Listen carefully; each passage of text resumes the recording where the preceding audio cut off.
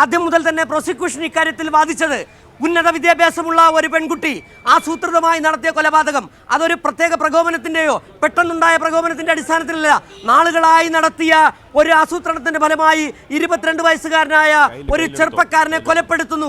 7 മാസം നീണ്ട ആസൂത്രണം എന്ന് പറഞ്ഞാൽ അതൊരു ക്രിമിനൽ മൈൻഡാണ്. ആ ക്രിമിനൽ മൈൻഡിന് അർഹിക്കുന്ന ശിക്ഷ തന്നെ കൊടുക്കണമെന്നായിരുന്നു പ്രോസിക്യൂഷന്റെ വാദം. അത് അതേപടി തന്നെ കോടതി അംഗീകരിച്ചിരിക്കുന്നതിൽ ഏറ്റവും നിർണായകം അന്വേഷണ സംഘം നടത്തിയ തെളിവുകൾ, സാഹചര്യ തെളിവുകളടക്കം ശേഖരിക്കുന്നതിൽ, ശാസ്ത്രീയ തെളിവുകളടക്കം ശേഖരിക്കുന്നതിൽ, സാക്ഷിമൊഴികൾ ശേഖരിക്കുന്നതിൽ എല്ലാം കൃത്യമായ അന്വേഷണം. കാലത്തിനനുസരിച്ച് മാറിയ പോലീസ്, ആ പോലീസിന്റെ കിട്ടിയ അന്വേഷണത്തിന് മികവിന് കിട്ടിയ ഒരു വിധി, ആ ഒരു നേട്ടമായി തന്നെ ഇതിൽ കാണേണ്ടതുണ്ട്. നിർഭൻ,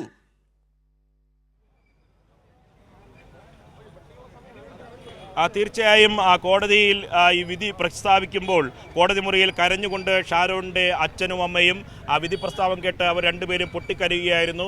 സഹോദരനൊപ്പം ഉണ്ടായിരുന്നു. മാതാവും പിതാവും കോടതി മുറിക്കകത്ത് തന്നെ ഈ വിധി പ്രസ്താവിക്കുമ്പോൾ ഉണ്ടായിരുന്നു. ഷാരോണിൻ്റെ അമ്മയും അച്ഛനും ഈ വിധി പ്രസ്താവം കേട്ട് പൊട്ടിക്കരയുകയാണ്. തൻ്റെ മകന് ബോധപൂർവം നിഷ്കളങ്കനായ തൻ്റെ മകനെ, പ്രേമത്തിൽ വിശ്വസിക്കുന്ന തൻ്റെ മകനെ ചതിച്ച് ഗ്രീഷ്മ കൊലപ്പെടുത്തിയതാണ്.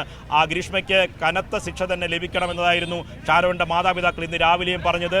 വിധി പ്രസ്താവം കേട്ട് ഈ പ്രതികരിക്കുകയായിരുന്നു. ആദ്യഘട്ടത്തിൽ ഷാരോണിൻ്റെ അമ്മയും അച്ഛനും ഇക്കാര്യത്തിൽ ഇനി കൂടുതൽ പ്രതികരണങ്ങളിലേക്ക് കൂടി നമുക്ക് കടക്കേണ്ടതുണ്ട്.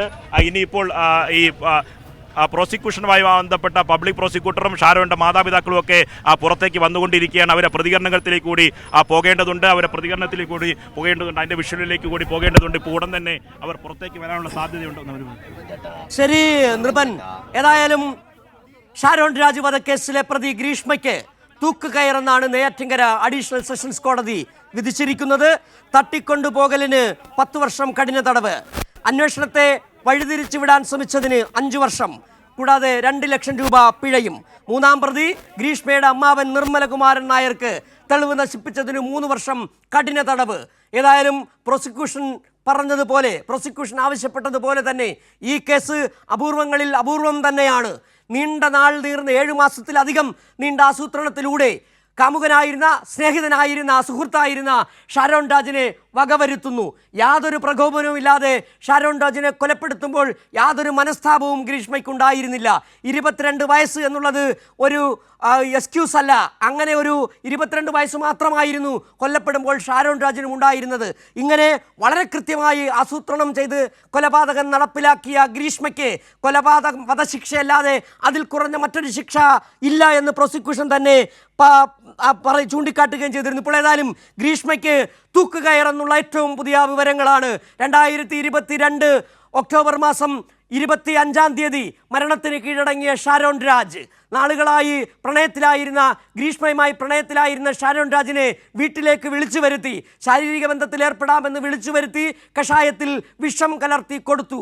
അതിനു മുൻപ് തന്നെ ജ്യൂസ് ചലഞ്ച് അടക്കം നടത്തി, ജ്യൂസിലടക്കം വിഷം കലർത്തി സ്ലോ പോയിസണിങ്ങിലൂടെ ഷാരോൺ രാജിനെ കൊന്ന. ഒരു ഘട്ടത്തിൽ പോലും ഷാരോൺ രാജിന് ഗ്രീഷ്മ ഇത്തരത്തിലൊരു ചതി ചെയ്യുമെന്ന് കരുതിയിരുന്നത് പോലുമില്ല.